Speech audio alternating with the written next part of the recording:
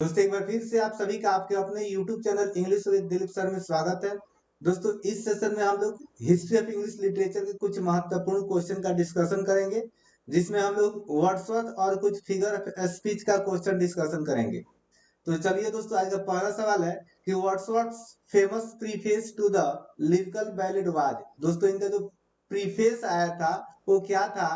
The preface to the first edition of lyrical ballads. क्या इनका जो प्रीफेस था वो जो लिरिकल बैलेट का पहला एडिशन था उसमें आया है, या रिजवाइंडर टू कॉलरिज बायोग्राफिया लिटरेरिया की जो कॉलरिज की रचना है बायोग्राफिया लिटरेरिया उसमें आया था, या a separate supplement to the lyrical ballads, या एक अलग से कोई ये सप्लीमेंट लिखे थे इसके लिए, या the preface to the second edition of the lyrical ballads. तो दोस्तों आपको याद होगा जब हम लोग द लिरिकल बैलेट की चर्चा किए थे तो वहां पे इस बात का हम लोग बहुत ही डिटेल्स डिस्कशन किए थे। तो आपका दोस्तों करेक्ट आंसर हो जाएगा 26 का डी।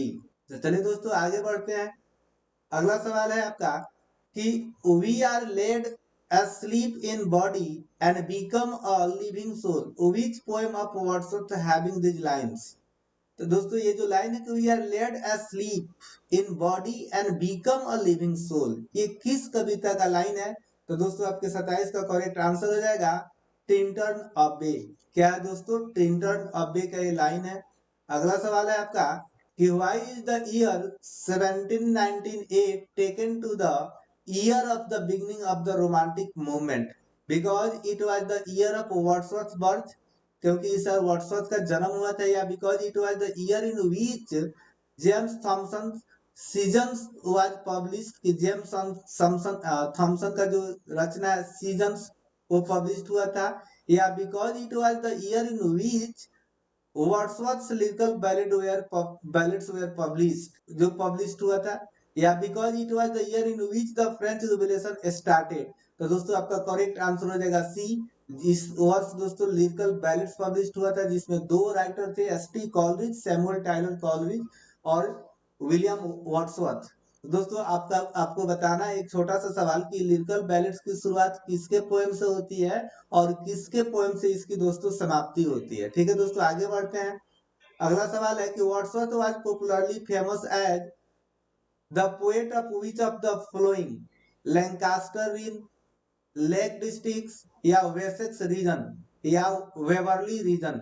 तो दोस्तों इस 29 नंबर सवाल का आपका करेक्ट आंसर हो जाएगा लेक डिस्ट्रिक्ट्स। दोस्तों एक और सवाल यहाँ पे बनता है कि लेक डिस्ट्रिक्ट्स में कौन कौन से पोएट आते थे? Lake school of lake poets.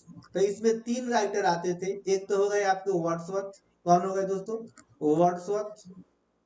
और दूसरे जो राइटर है आपको रॉबर्ट सऊदी। कौन है दोस्तों? Robert Saudi. और एक और राइटर है आपके ST. Coleridge, Samuel Tyler Coleridge. दोस्तों ये तीन नाम याद रखिएगा। चलिए दोस्तों अगला सवाल है आपका कि वर्ड्सवर्थ रोट अ सोनेट। दोस्तों वर्ड्सवर्थ एक सोनेट लिखे थे ऑन किस पर? शेक्सपियर पर, मिल्टन पर, सिडनी पर, या बेन जॉनसन पे? तो दोस्तों 30 का आपका करेक्ट आंसर हो जाएगा मिल्टन पर।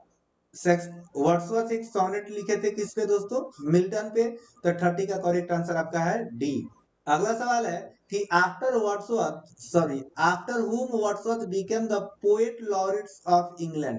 तो दोस्तों जैसा कि आप जानते हैं कि वर्ड्सवर्थ पोएट लॉरेट्स बने थे इंग्लैंड के, लेकिन इनसे पहले कौन पोएट लॉरेट से सवाल पूछा जा रहा है यहाँ पे? Option Robert Southey, Walter Scott, Coleridge, या ड्राइडेन? तो दोस्तों करेक्ट आंसर हो जाएगा रॉबर्ट सऊदी। ठीक है दोस्तों आगे बढ़ते हैं। अगला सवाल है कि who accuse Wordsworth of being a lost leader?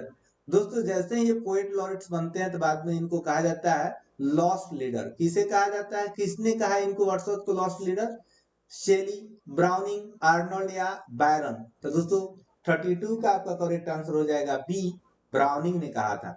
दोस्तों अगला सवाल है आपका कि why was Wordsworth accused of being a lost leader? क्यों कहा गया था? ऑप्शन है because he gave up the reason of supporting the French Revolution, उन्होंने फ्रेंच रेवोल्यूशन का सपोर्ट करना छोड़ दिया था, या because of he began disappointing the younger romantic poets, या because he accepted the post of the poet laureateship of England.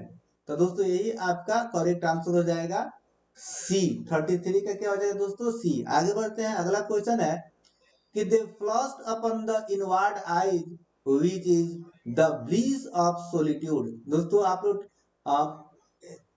12th class में एक पोएम आता था जो आपकी एक 50 नंबर की पोएम थी, उसमें एक पोएम है आपका द डेफोडिल्स, उसी का ये लाइन है कि they flush upon the inward eyes which is the bliss of solitude.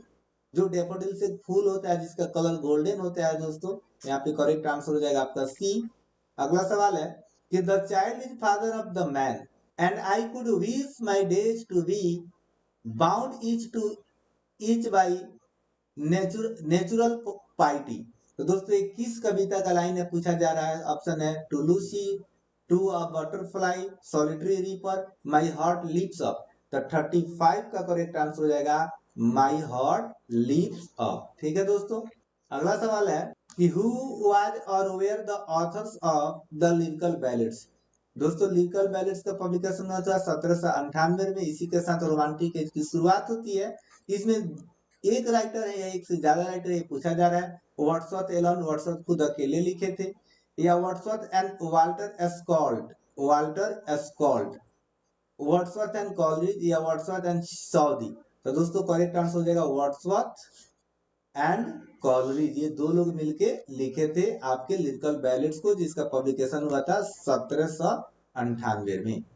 अगला सवाल है कि Wordsworth prelude is a dash dash. ये दोस्तों 2019 के स्टेट एग्जाम में पूछा गया था कि लिरिकल वर्ड्सवर्थ का जो प्रोल्यूड है क्या है? एक फिलोसफिकल पोएम है, या ऑटोबायोग्राफिकल पोएम है, या मेटाफिजिकल पोएम है, या नैरेटिव पोएम है? तो दोस्तों करेक्ट आंसर हो जाएगा it is on autobiographical poem. अगला है दोस्तों सवाल आपका कि the sweetest thing that ever grew beside the human doors. जो सबसे अच्छी चीज है जो इंसान के अंदर विकसित होती है, इस लाइन को लिया गया है किस कविता से दोस्तों? Daffodils, to Lucy, early spring, the solitary reaper. तो दोस्तों 38 का करेक्ट आंसर हो जाएगा आपका टू लूसी। आगे बढ़ते हैं दोस्तों, अगला सवाल है कि which type of poem is लिडोमिया। लेडोमिया किस प्रकार का कविता है? अनिलेजी है, या नैरेटिव पोएम है, या अनवोड, या sonnet.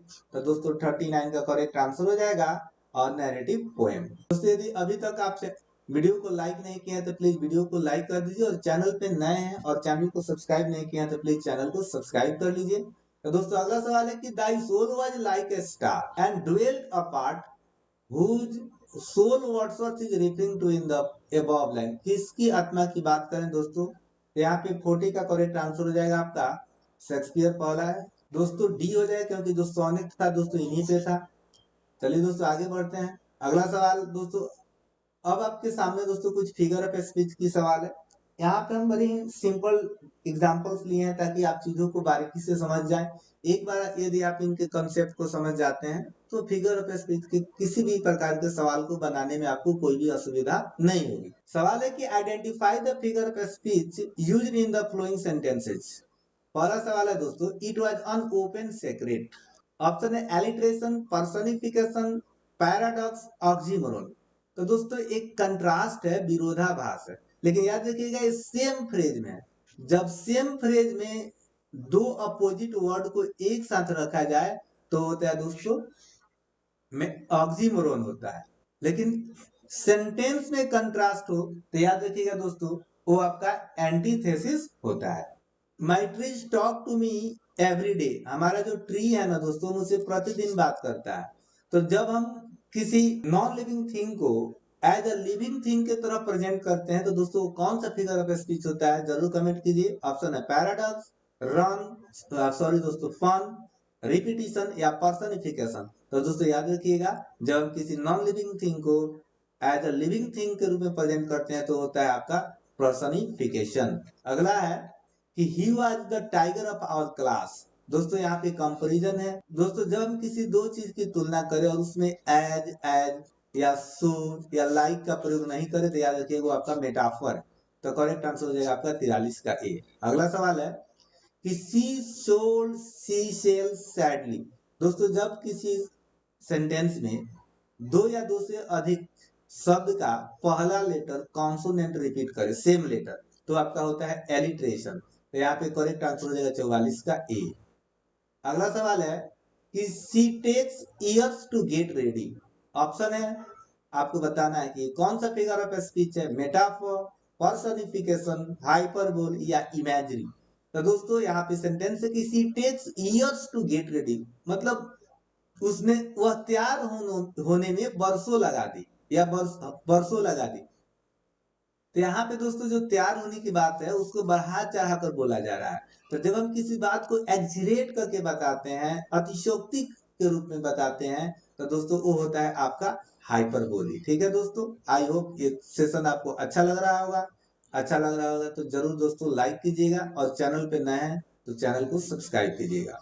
Adam ate apples at night. Adam ate apples at night. तो दोस्तों आप देख रहे हैं ए।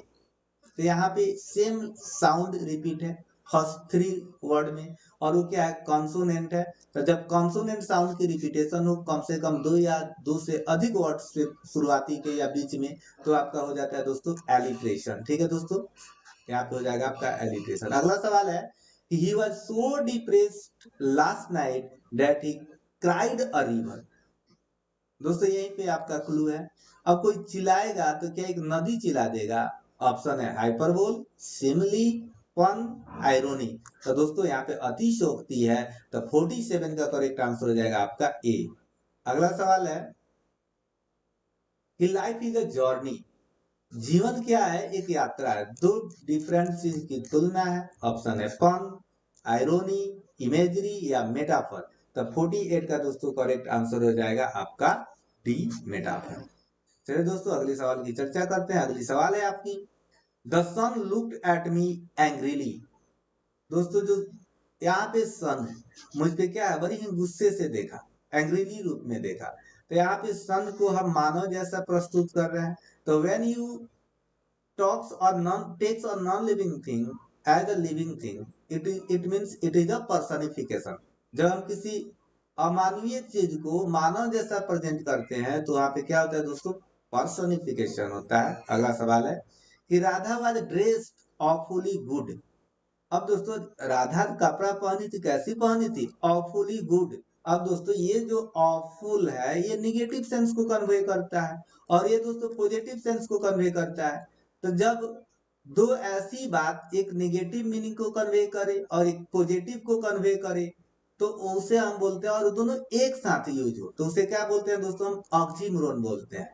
जैसे हम कह सकते हैं कि सेम फ्रेज में क्या हो, कंट्रास्ट हो, एक ही फ्रेज हो और एक ही आसपास 2 वर्ड आए और एक यहाँ पे हम जो प्रयोग करें इसके विपरीत आ जाए। जैसे हम कहे ओपन सेक्रेट, ओपन सेक्रेट। तो दोस्तों ओपन हो गया तो फिर कोई चीज सेक्रेट कैसे होगा? तो ये क्या हो गया दोस्तों, आपका ऑक्सीमोरन। लेकिन याद रखिएगा एंटीथेसिस भी एक आता है फिगर ऑफ स्पीच जो आपके सेंटेंस में कंट्रास्ट होता है। जैसे हम कहे कि मैन प्रोपोजेज, गॉड डिस्पोजेज। तो दोस्तों आगे के सेशन में कुछ और हम लोग फिगर ऑफ स्पीच का प्रयोग कर डिस्कशन करेंगे। दोस्तों ये सेशन अच्छा लगा हो तो प्लीज वीडियो को लाइक कीजिएगा और चैनल पे नए और अभी तक चैनल को सब्सक्राइब नहीं किया है तो दोस्तों चैनल को सब्सक्राइब कर लीजिए और दोस्तों कम से कम एक शेयर आप जरूर कीजिएगा। Thank you for watching this video till the end.